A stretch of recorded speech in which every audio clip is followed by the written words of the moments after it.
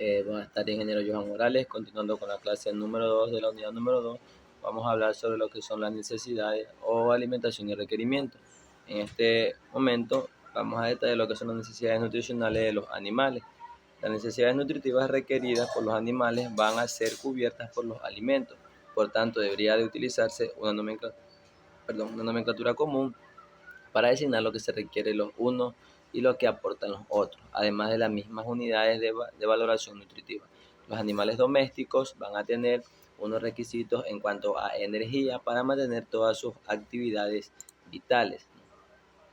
También estos necesitan proteínas y aminoácidos para la formación y renovación de la mayoría de los componentes plásticos del organismo, así como de aquellas sustancias con estructuras proteicas que intervienen en el metabolismo. Las vitaminas se las requieren en cantidades mínimas, pero siempre son indispensables, ¿no?